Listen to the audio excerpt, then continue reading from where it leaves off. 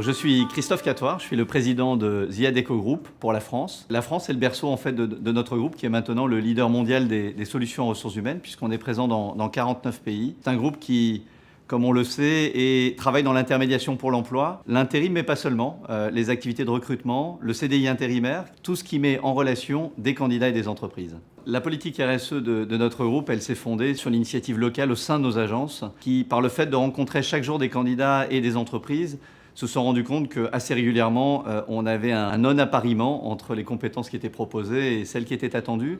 Et donc ça s'est traduit par des activités dites d'insertion. Le fait d'avoir un accompagnement, d'expliquer aux personnes comment se présenter à un entretien, comment s'habiller, comment respecter aussi des consignes très simples au sein de l'entreprise. Cette initiative a remporté beaucoup de succès parce qu'on voyait qu'elle était nécessaire. C'était une dimension très sociétale, dans des bassins d'emploi souvent très ruraux. Et donc ça s'est transcrit par la suite par la création, qui fait qu'aujourd'hui nous accompagnons 8000 personnes dans l'emploi par le biais de ce format d'insertion par l'économique. Il y a de vraies ruptures que l'on connaît au niveau du marché. Et une de ces ruptures, c'est la rupture technologique. Est-ce que ça ne va pas détruire l'emploi? Est-ce que finalement, il y a encore une place pour un groupe comme le nôtre sur ce marché qui pourrait être intermédié par des plateformes, là aussi? C'est assez paradoxal parce que cette notion de révolution technologique, finalement, elle appelle tout l'inverse. Elle appelle le fait de sortir d'une économie très industrielle, fondée sur le fait que la taille critique fait baisser le prix de revient, fait les résultats d'une entreprise. Et elle amène au contraire, grâce aux data, à bien identifier des besoins différents, entreprise par entreprise, candidat par candidat, avec l'idée pour l'entreprise d'avoir une logique plutôt de sur-mesure.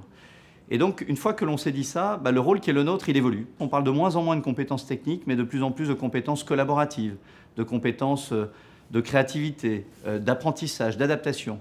Et ça, on voit bien que là, l'intermédiation reprend de la valeur à partir du moment où on sait à la fois identifier ses potentiels, ses talents. Et de notre côté, une fois qu'on les a repérés, le point important attendu par nos entreprises clientes, c'est de pouvoir faire en sorte de leur apporter des compétences techniques. Probablement que le potentiel prendra plus de poids que des mots-clés, qui étaient des diplômes, des années d'expérience, qui parfois fermaient le marché, créaient beaucoup de pénuries et laissaient beaucoup de gens au bord de la route. C'est une vraie mission pour nous et probablement un grand potentiel de développement pour notre entreprise.